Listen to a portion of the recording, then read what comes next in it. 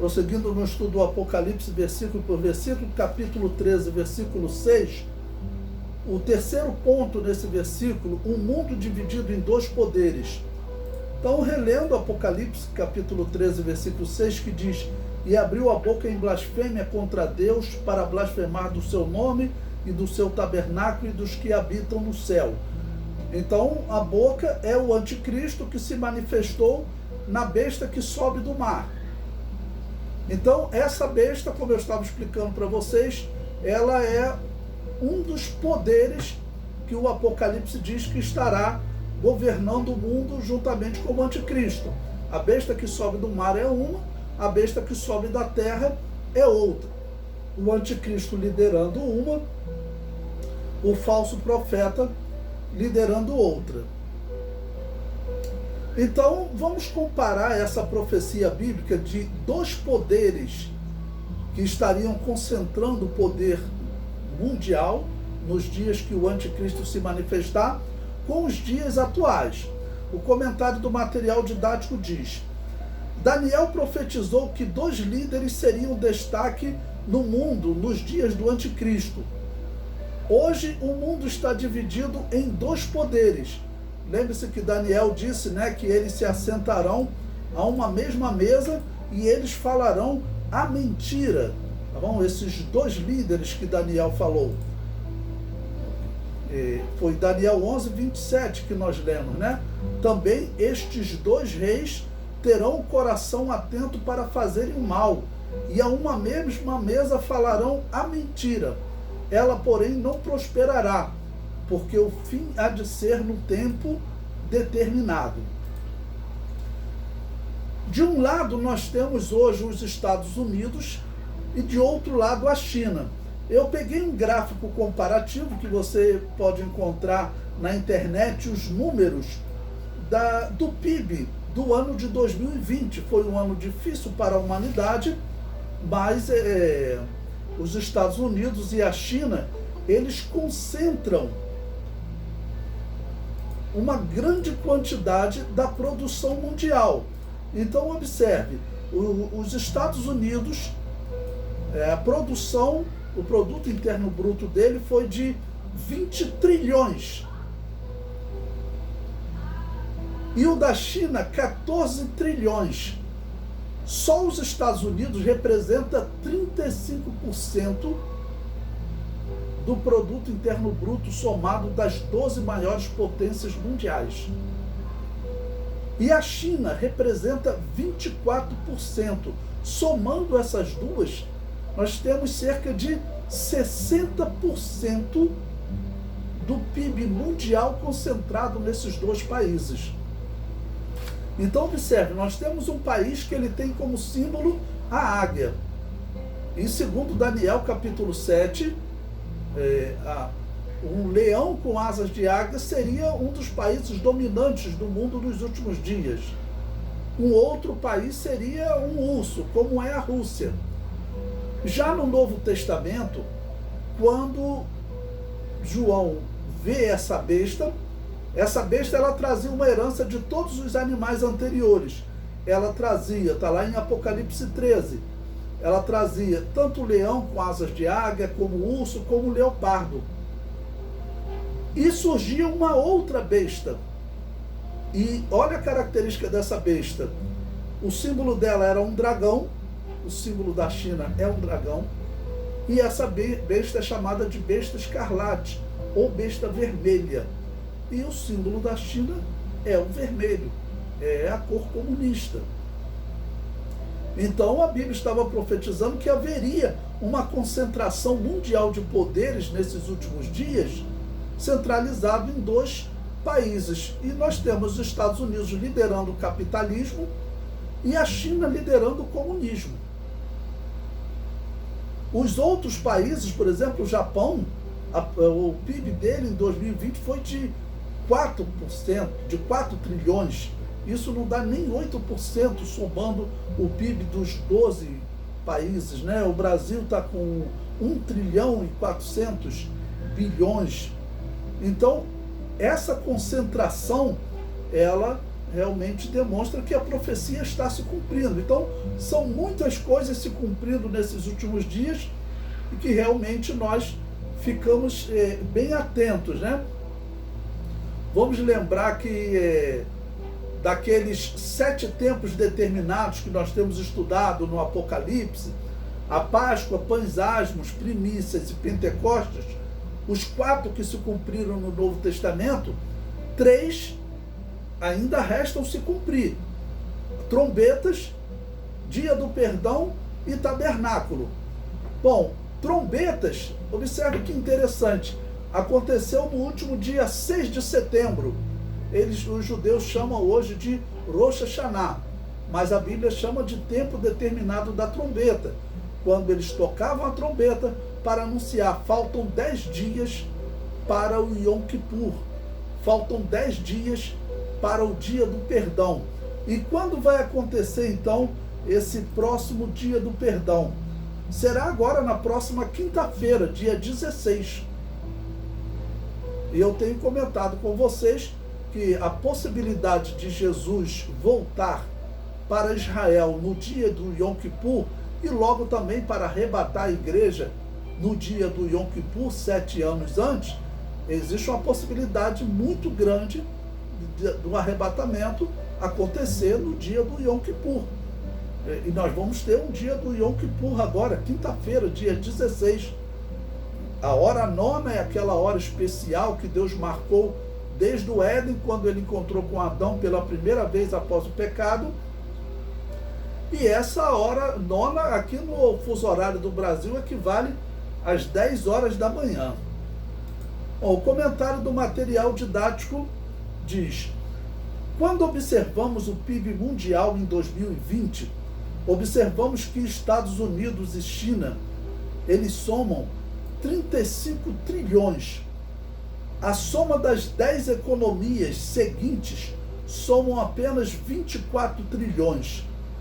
Os números demonstram que estamos vivendo um tempo que a profecia de Daniel se encaixa perfeitamente, ou seja, quando 2 homens, né, podem se assentar à mesa, né, como dirigentes mundiais. Então, hoje é essa situação do mundo. Se somar toda a Europa, ali, olha, se somar Alemanha, Reino Unido, França, Itália, aqueles grandes países que se destacam na Europa, não dá uma China. Olha, a Alemanha 3 trilhões, o Reino Unido 2 trilhões, 5, a França 2 trilhões, 7, a Itália 1 trilhão, 8, arredondando ali, chega aí a uns 10 trilhões. Só a China são 14 trilhões. Ou seja, os dois somados, eles representam cerca de 60% do PIB mundial, né? Contando as 12 maiores potências. Isso é muito importante. O comentário prossegue: essas 2 potências também se enquadram na profecia dos animais que estarão dominando o mundo nos dias do anticristo. Os Estados Unidos possuem águia como símbolo, e segundo a profecia, esse animal terá destaque na tentativa de destruir Israel. A China possui o dragão como símbolo, e segundo a profecia, este animal terá destaque como a segunda besta do Apocalipse. E hoje a China é o segundo poder nessa corrida de potências. Sendo a China e os Estados Unidos a potência que se segue, as potências que se assentarão à mesa para pregar a mentira, é importante a revelação, pois ela diz que essa mentira não prosperará. Foi isso que Daniel disse lá no capítulo 11, versículo 27. Né? Qual mentira eles vão falar? É algo para nós analisarmos. O comentário prossegue: os cristãos devem estar atentos às decisões que as potências do mundo tomarão.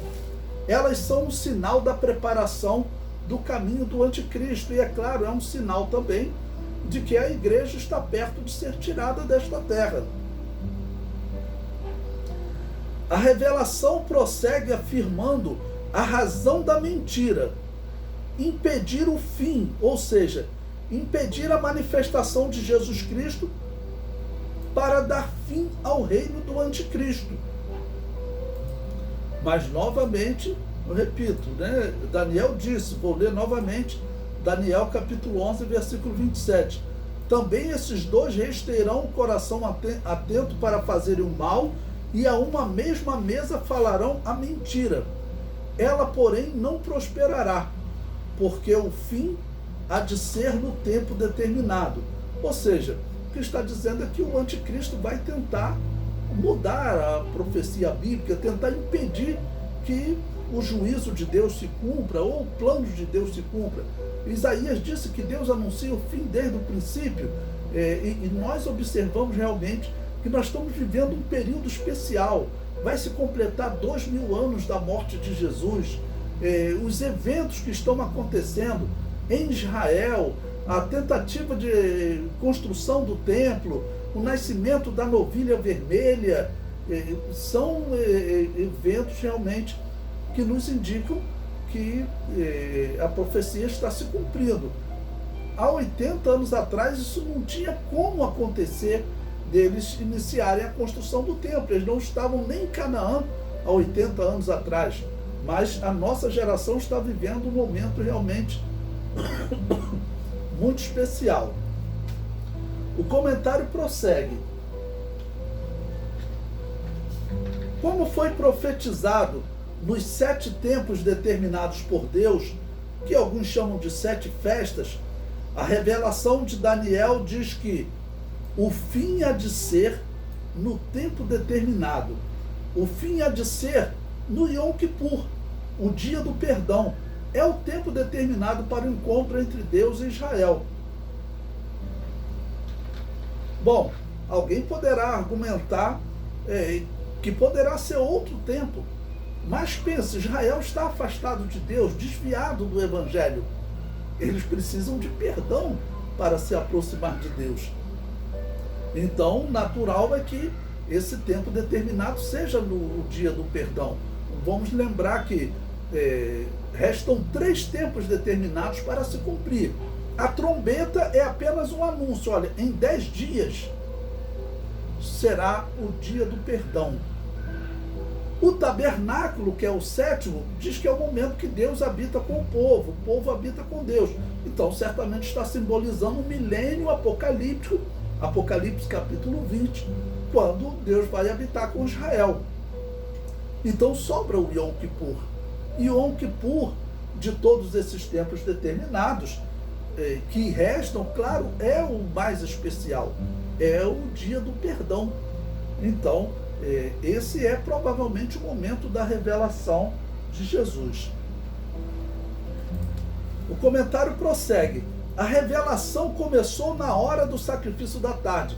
Veja quando que Daniel começou a receber a revelação de Deus sobre esse tempo do fim.